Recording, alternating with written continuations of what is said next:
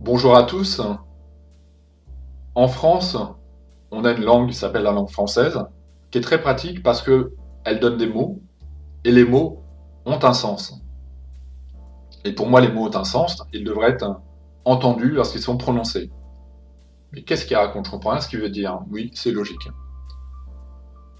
Moi et quelques autres, je l'espère, on enquête un peu sur Notre-Dame. On pense qu'il y a des zones d'ombre, on va dire ça comme ça, et on y réfléchit, et on cherche des preuves, et effectivement, il y a des fake news, on tombe pas dedans, ou quand on tombe dedans, on essaie de trouver l'information, de comprendre mieux, et on se dit, waouh, on s'est planté au début, on s'est dit ça, c'est suspect, t'étudies un peu le truc, puis après tu comprends, tu dis non, ouais, mais laisse tomber, fausse piste, on s'est planté. Mais en tout cas, les gens cherchent, contrairement aux enquêteurs peut-être, on verra par la suite, hein. On a un nouvel élément à mettre au dossier. C'est ça que je voulais dire. Alors dans un premier temps, je voulais le mettre après mon audio, mais si je fais ça, comme il y a un droit à l'image, je vais me faire striker par France 5. Donc je mettrai le lien en dessous et je vous mettrai le moment où il faut aller, le moment où pour moi il y a un truc important. On entend quelqu'un au téléphone, c'est au tout début où Notre-Dame prend feu, qui parle d'une explosion. Il dit je viens d'entendre une explosion. C'est marrant, personne n'en a parlé. Personne. Même pas les enquêteurs. Les Sherlock Holmes qui ont déduit que c'était un truc accidentel. Donc c'est une pièce à mettre en plus dans le dossier. De nous, les enquêteurs, nous les complotistes. Ils aiment bien nous appeler comme ça. Parce qu'une explosion, ça peut être le bois qui craque. Ah, j'ai de l'humour, j'aime bien faire de l'humour. Non, mais on sait pas, peut-être que le mec il a une oreille super fine, peut-être que c'est un Big Jim en fait. Il a entendu le bois qui craquait, il s'est dit oh, une explosion. Peut-être qu'il a pété, je sais pas. Non, mais je donne des explications. Son chien est à côté, il a pété, il a entendu une explosion. Autre cause plus probable, une bonbonne de gaz. Donc, et je suis encore gentil, une bonbonne de gaz, on va être sur le côté ouvrier. Les ouvriers ont-ils laissé une bouteille de gaz, ou bien à cet endroit-là, ou bien pas très loin en dessous. Et pouf, une bonbonne de gaz, ça explose, effectivement. Autre possibilité d'une explosion, l'attentat, ça me semble à peu près évident. Vous êtes du GIGN, j'ai vu une émission sur le GIGN cette semaine dont j'en parle. Vous arrivez sur un lieu, ils font des repérages, ils font des simulations. S'ils entendent une explosion, ils vont pas penser que c'est quelqu'un qui a, j'en sais rien, qui est en train de faire de la batterie. Ils vont pas penser que, non, ils vont se dire d'abord, oula, le terrain est miné, je viens d'entendre un explosif, on se méfie. Comment se fait-il que dans un contexte, on pense que c'est une bombe ou une bonbonne de gaz, et que dans l'autre, on se dit, bah, on se dit rien. On se dit, j'espère que ça va pas être sorti, que les gens vont pas trouver la preuve qu'on l'a dit. Malheureusement, les chercheurs de vérité cherchent et ils trouvent. Je dis pas que c'est une preuve, hein. Et n'importe quel enquêteur dirait c'est pas une preuve. Mais peut-être que certains vraiment vont dire, eh, c'est intéressant. C'est une piste intéressante qu'on n'avait pas. Et sans même, vous savez, c'est compliqué. Peut-être que beaucoup de gens n'étaient pas réellement informés et qu'ils ne le savaient pas du tout. Et que c'est ressorti par le biais des médias, par le fruit du hasard. D'autres questions à se poser. Vous avez entendu l'explosion. Peut-être serait-il bien d'interroger cette personne. Je vous dis faire votre travail, comment faire. Je suis désolé. Moi qui suis rien, qui a un niveau CAP, mais bon. D'enquêter et de demander à cette personne qu'est-ce que vous avez entendu. À quel moment, quelle heure était-il. De demander s'il y a d'autres personnes autour de Notre-Dame ou dans la sacristie, des gens qui étaient sur place, s'ils ont entendu une explosion. Pour voir si d'autres personnes corroborent le fait. On n'est plus sur un simple accident de fait de fer à soudure qui tombe par terre, ou de, qu'est-ce qu'ils ont évoqué, un truc électrique. On est sur une explosion. C'est pas du tout la même chose. L'enquête prend un autre chemin. Elle prend des chemins différents. Elle peut aussi explorer cette piste. Tout comme il a fallu déterminer quand on a vu une statue que des gens ont pris pour une silhouette, ce qui peut être de loin, ça peut arriver, hein. Ils n'ont pas voulu jouer à fake news, je pense qu'ils se sont trompés. Ils ont cru qu'il y avait quelqu'un. Les enquêteurs, logiquement, doivent aller dessus, vérifier et se dire non, c'est une statue. Ça sert à rien d'aller plus loin, c'était une statue.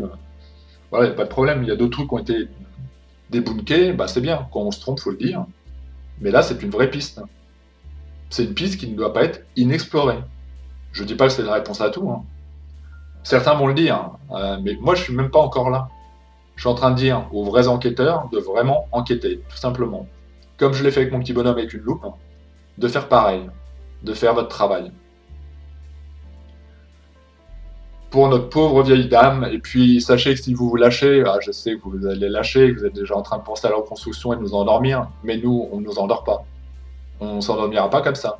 On n'a pas la conscience tranquille quand on dort le soir et qu'on pense à Notre-Dame, aux images qu'on a vues, et on a envie de la venger. Vous savez, c'est une vieille dame âgée avec laquelle on tape sur les cannes. Puis nous, on est un peu virulent et costaud, et on se dit qu'on va se mettre autour, on va la protéger. Alors on n'est pas arrivé assez tôt, mais maintenant on veut comprendre pourquoi elle a été tapée. Et on est en train de démontrer qu'on est peut-être capable de trouver pourquoi elle a été tapée. Donc voilà, continuez à chercher, je suis très heureux que mon message d'hier indirectement ait porté ses fruits. Je vous dis continuez à chercher. Des fois vous vous planterez, des fois vous direz des trucs sans le vouloir aberrants. C'est pas grave, même les enquêteurs eux-mêmes vont aller sur des fausses pistes. D'ailleurs, je leur donne encore une autre piste, mais là j'en sais rien, je sais pas si c'est possible. J'ai entendu dire que les gens qui faisaient des travaux sur le chantier avaient les clés de la sacristie. En gros, ils ont dit on a tout bien fait, après on a fermé à clé. Est-ce qu'on pourrait pas, en sortant du biais de confirmation et en allant vers ce que vous pensez qui est vrai, c'est-à-dire l'accident, voir qui a utilisé cette clé? Par l'ADN, peut-être, s'il n'y a pas 10 000 traces dessus. On est en droit d'imaginer, comme c'est un lieu sacré et saint, la personne ne portait pas de gants, qu'elle les enlevait, par respect pour les prêtres qui étaient là et autres, et donc il y a peut-être des traces d'ADN. Est-ce que les traces d'ADN correspondent aux gens du chantier? Là, c'est une piste, je suis pas sûr qu'elle soit exploitable. Mais l'explosion, c'est exploitable. Et si vous niez ça, c'est vous dissimulez des preuves. C'est pas une preuve, c'est un truc à mettre dans le dossier. Si vous dites on veut pas l'entendre, on sait à quoi s'en tenir. Si jamais, dans les jours qui viennent, aucun média n'en parle, et qu'il cherche à comprendre quelle est la raison de cette explosion, on sait à quoi s'en tenir. Merci à vous et à bientôt. Le lien sera en dessous et le numérotage avec. Et la vidéo sera complète. Pour ceux qui... C'est très important de ne pas découper. J'en ai un petit peu marre de voir les sites souvent d'extrême droite, parce que de toute façon, c'est pas l'extrême gauche qui va défendre nos valeurs, malheureusement, donc l'extrême droite, qui prennent des images, des captures d'écran. Vous comprenez que ça va convaincre que les convaincus, mais que les gens sérieux ont besoin de preuves sérieuses, pas de capture d'écran, pas de sites où on ne sait pas d'où ça vient, parce que moi je ne relayerai jamais ce genre d'infos.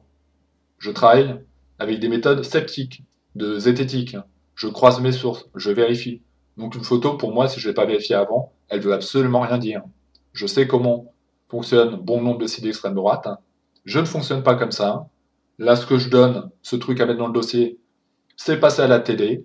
La vidéo est complète, vous pourrez l'écouter dans son intégrité, vous verrez que je n'ai pas fait de coupe, qu'elle est normale, que c'est la vidéo classique. Mais je vous demande de la sauvegarder parce que si elle dérange, ils vont la supprimer. Et s'ils la suppriment, vous l'aurez encore, vous la relayerez. S'ils la suppriment encore, c'est pas grave, vous passerez sur le dark web, ou même pas besoin d'aller sur le dark web, vous passerez par des plateformes russes d'hébergement, et vous ferez diffuser l'info. Si vous avez le bras long et qu'ils veulent vraiment pas l'écouter, cette preuve qui vous semble, qui vous censure, qui vous bloque, eh bien, vous la diffuserez dans les grands médias, vous essaierez de la donner. Et si vraiment ils veulent pas l'entendre, on peut aller loin, sur clé USB, dire voilà, il me semble que... Ou aller voir une gendarmerie à côté de chez vous, avec des gens qui ont la même sensibilité que vous, c'est-à-dire qui veulent protéger une vieille dame qu'on a voulu tuer, et qui n'a pas les moyens de se protéger, qui ne sait pas pourquoi elle est attaquée. Je pense que des gens de bien auront envie de comprendre pourquoi on l'a attaquée, comment, qui, potentiellement. Est-ce qu'elle a glissé, ou est-ce qu'on lui a mis un coup de batte de baseball? Eh bien, si jamais vous voyez que toutes ces choses sont supprimées, je suis peut-être trop complotiste pour le coup, prenez une clé USB avec la vidéo que vous aurez sauvegardée, je le répète, sauvegardez la vidéo. Même si évidemment c'est des archives de télé, logiquement la télé est long, mais enfin bon, on sait comment marchent les médias. Vous allez voir un gendarme sérieux avec la clé USB, tiens, regarde le truc, t'es d'accord avec moi, il y a bien quelqu'un qui parle d'explosion. Et si c'est un gendarme qui est de bien, quelqu'un de droit, il va dire ouais, je l'entends. Peut-être que je peux en parler à quelqu'un qui est plus haut placé que moi, qui va en parler à un tel, qui va en parler à un tel, qui va parler à un tel, et puis l'information sera quand même diffusée. Et pas dans cette commission d'enquête qui a été plébiscitée par Christophe Castaner, le don Juan des balles musettes, Gérard Philippe, ou le roi Philippe, et Emmanuel Macron. Parce que la commission d'enquête, à mon sens, a été décidée par eux. Et ça me rassure pas. Quand je vois ce qu'ils ont fait de l'enquête Benalla, quand je vois ce qu'ils font pour l'enquête sur les LBT, je sais plus le nom, qui ont estropié tant de gamins de 16 ou 18 ans qui n'auront plus jamais une vie normale parce qu'ils ne vont même plus vraiment travailler, parce qu'ils n'ont plus qu'un œil, bah, j'ai pas envie de confier l'enquête à ces gens-là. Et il y aurait tellement de choses à dire, puis on en saura tellement dans le futur. Ne vous inquiétez pas, ils ont pris encore un super porte-parole, CNET SBI, je sais plus son nom, celle qui a dit je suis prête à mentir pour le président. Ça a l'air d'être un puits de culture, je sens qu'elle. Il ne faudra pas lui donner beaucoup de jours pour qu'elle dise des bêtises énormes. Laissez-la parler, ça va être un vrai régal de l'écouter. Bah, ils prennent ce qu'ils peuvent. Hein. Vous savez, il y a quelqu'un qui s'est libéré, ils sont en galère, tu veux toi? Bah attends, je t'enveloppe, je te donne une enveloppe plus grosse, je t'enveloppe. Ouais, ceci dit, elle est un petit peu ronde, donc je t'enveloppe si tu veux, avec l'argent. Je te donne une enveloppe et puis tu y vas. Bon allez, j'y vais, de toute façon j'ai dit que j'étais prête à mentir pour le président. Donc quand on a quelqu'un comme ça qui dit qu'il est prêt à mentir pour le président, vous imaginez bien qu'après, au niveau de l'éthique, c'est quand même pas génial. Hein, et qu'il vaut mieux pour Emmanuel Macron qu'il soit entouré effectivement de menteurs et de manipulateurs. Et que les autres sont partis depuis très longtemps. Calculer le nombre de personnes qui ont quitté le bateau, je veux dire le bateau en marche, il y a quand même pas mal de monde, évidemment. Et les sources près du président qui disent qu'il est invivable, qu'il est impossible à vivre, que c'est Jupiter, qu'il se prend pour Jupiter. Enfin voilà, je ne fais pas confiance à ces gens-là. Et je vous le dis avec un sourire, vous l'entendez là, le sourire? Je vous ferai jamais confiance, jamais. Je vais tout faire pour que vous dégagiez. Ah, vous inquiétez pas, par le vote, simplement par le vote, je ne peux pas faire grand-chose d'autre. Mais vous aurez beau rebâtir la cathédrale même en 5 jours si vous le vouliez, vous avez beau faire des beaux discours creux et stériles, c'est-à-dire que le discours du Nouvel An d'Emmanuel Macron, solennel, grave, voilà. Discours des attentats, solennel, grave, voilà. Discours de Notre-Dame, solennel, grave, voilà. Alors ta prof de théâtre, qui est aussi ta femme, bon bah c'est comme ça, c'est les faits, qui était aussi ta prof, bon bah c'est comme ça, c'est les faits, j'y peux rien. C'est pas moi qui ai fait ton historique. Hein. Dirais que tu mets pas le cœur. Oui, tu apprends bien les cours, tu répètes bien, il y a l'intonation, il y a l'intensité, mais il n'y a pas le cœur. Donc du coup, un acteur, ça vit par l'émotion. Là, tu n'auras jamais ton César. On le sent, à force au début, ça passait bien, on se dit, ouais, quand même. Puis à force de te regarder, on comprend que tu joues toujours la même pièce de théâtre, et c'est pas intéressant. Donc du coup, tu n'auras pas ton Molière. C'est dommage. Merci à vous, et à bientôt. Vous avez bien compris que, quoi qu'il fasse, je ne ferai jamais confiance en ce gouvernement. Jamais. Merci à vous, et à bientôt.